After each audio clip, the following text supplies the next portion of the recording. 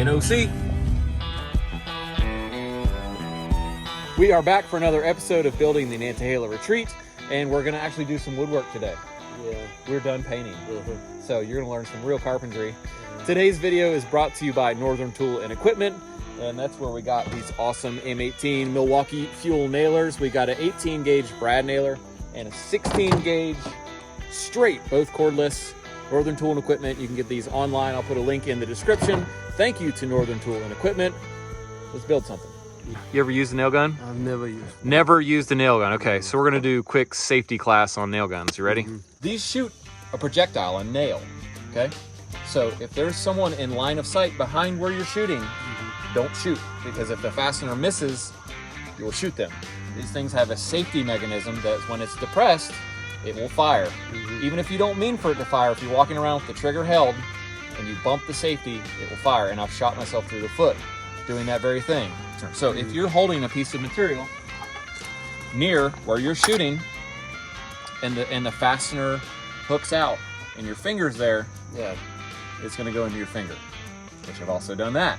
So make sure to hold the material about 6 inches back from where you're shooting the fastener. Yeah, that's enough to get you going. Oh yeah. I'm gone 2 weeks, we get a pirate and 2 new guys. Walk. That's the name of it. I walk. I walk. We got to show everybody how you do stairs because it's pretty interesting. So, frontwards, going up, no problem. But how do you come back down? You can't because your foot hits. So just reverse it, bud. No big deal.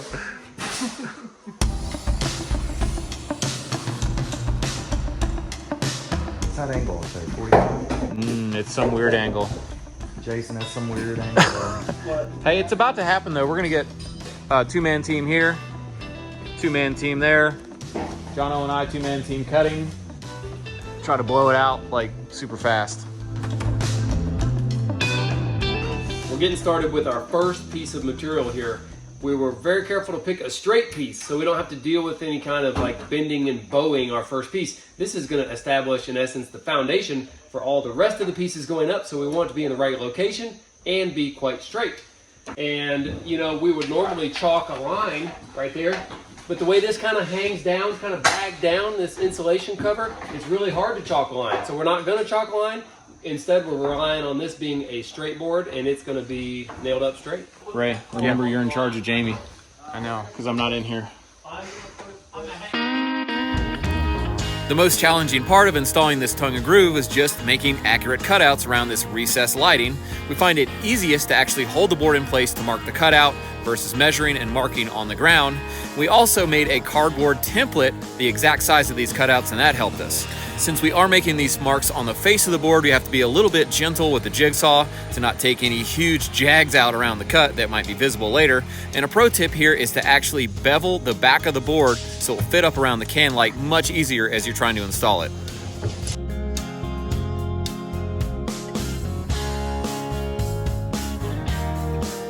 When you're cutting long material like this is 16 feet, it really makes it a lot easier to use an elevated cut station like we have here, so you can actually cut the board anywhere and it won't bind on your blade, and it holds the board nice and level all the way out to the ends.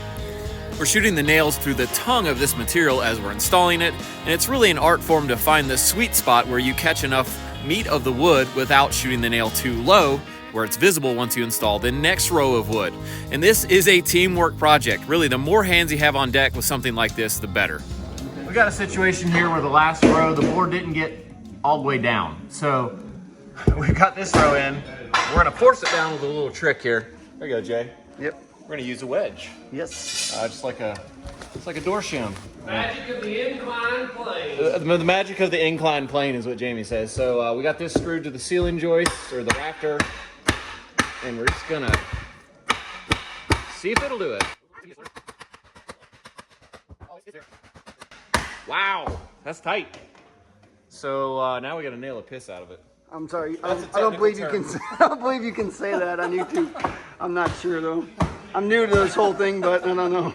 Give me a gun. Come on, get out of there, you piss shooter. Jeez, man. All right. So I'm gonna face nail this one spot. We may have to fill the holes, but it's got a lot of force pushing back. So Yeah. we're gonna face nail it, and if we gotta fill the holes, we'll fill them. But and we're gonna nail it really good here too. You guys know this show is all about the real deal, about building and construction. So what we're really battling here, and what you might expect to battle as well, is that if any of these rafters are not in plane, if they're up and down because of the crown of the rafter, makes it really hard to get this tongue and groove to lock in, doesn't it, Jay? Yeah, it sucks. Yeah. So Then you gotta shoot the piss out of it. yeah. So look out for that, and that's what's taking us so long is some of these are up and down a little bit. We're fighting it. Who built this house anyways? You build it. Oh yeah.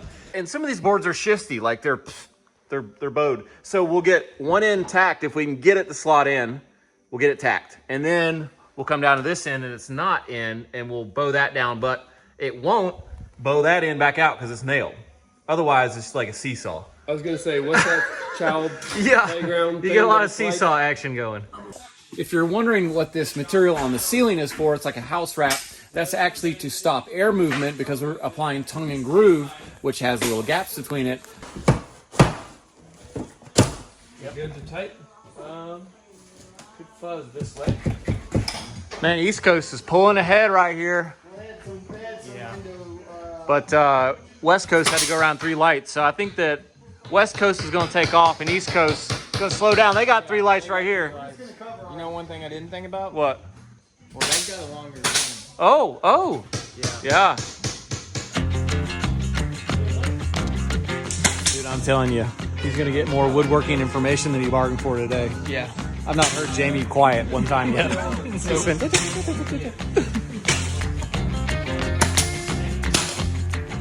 We got to check out John's hammer here. I thought this was broken at first, like he ripped the claw off here, but he said that's the way it came. I've never seen a hammer like that.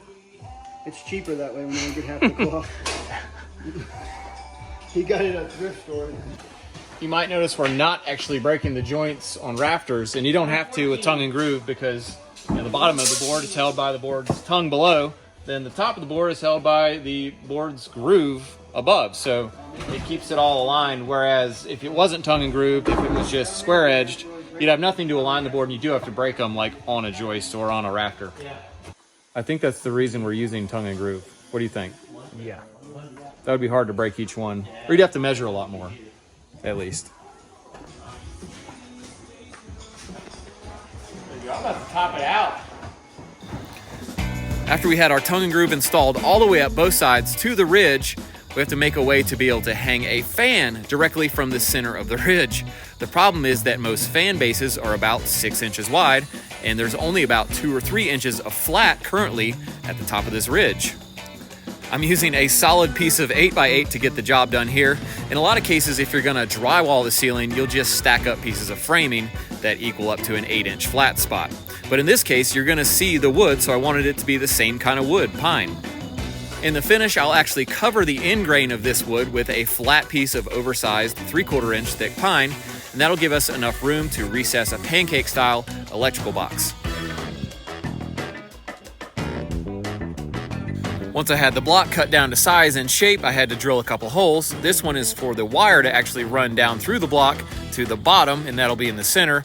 Then I had to countersink a couple holes because the longest timber lock screws I had weren't long enough to go all the way through this piece of wood. So I countersunk them in about 1.5 inches, and that'll hold the block up to the ceiling really well.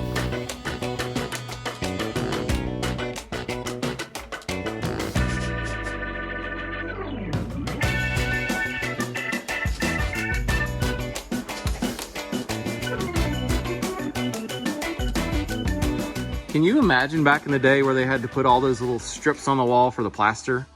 I mean, we're going like 8 inches at a time, one row. Those little strips are like 1 inch. How long did it take to cover every surface of every wall? Did this not have big trees back then? Is that what? I don't know. I guess it was cheap. Oh. Look, Jaime brought us drinks. How nice. Boo! Wow. What? So I will say, in Jaime's defense, he did think about filling this up with drinks. He had crossed his mind because he's like, maybe I could go to Ingles and get some drinks tonight. And then he was like, nah, maybe not. And he didn't. So That's a ballin' cooler, though. it is pretty ballin'. This is what happens when you use a zillion tubes of big stretch caulk. You get a cooler. Yeah, $1 million worth of caulk, you get a free cooler. It's cool. You know, my uncle smoked so many Marlboros back in the day. He got like free coolers and sweatshirts and all kind of stuff too. Nice. It's kind of like that. Yeah, look at it. You can even lock it. That'll probably be you guys. You guys will put a lock on it. So we can't Yeah, you need a drink, $2. combo again for the cooler.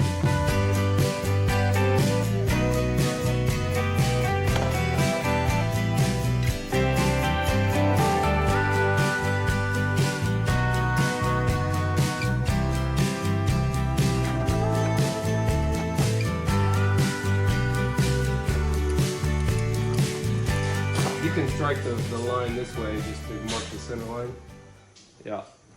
And then a little T mark at the 2 1/4. Sorry, I'm trying to learn something here. Yeah, you should. To finish the peak of the ceiling, we're ripping these trim boards and we're ripping a 45-degree bevel on both sides that will match the roof pitch. One trick that we always do is make these a little over width, so we make sure that the sides actually contact the roof planes before the bottom of it hits the beam that is in the very peak, and that ensures that it will look tight on the sides, and then we nail it. And if you have a small gap, like 3/16 of an inch, it won't hurt anything because our fasteners are 2.5 inches long.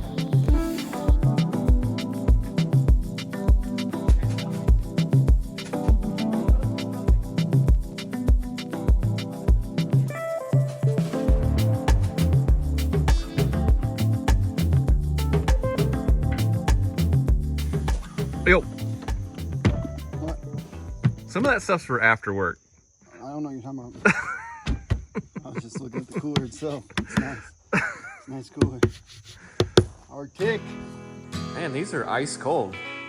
Cheers. Hey, look at this nice cooler I bought with a bunch of drinks for Ray and I. You can have one. $5. What's he need a drink for? He ain't even working.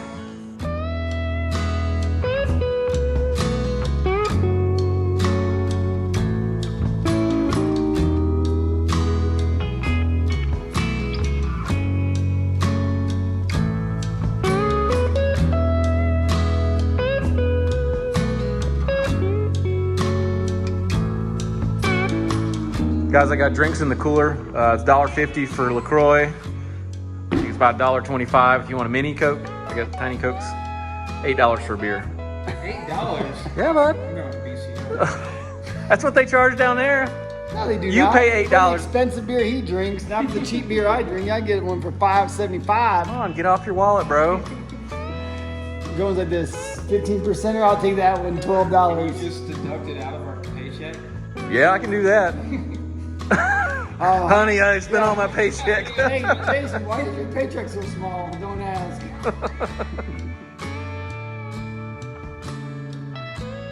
Well, good week. Yeah. We'll see you Monday. The General's hot sauce. Throw and go. Look at that.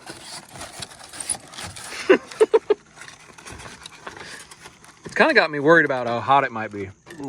Yeah, you put in a grenade. It might be hot. It's called Dead Red. That's awesome.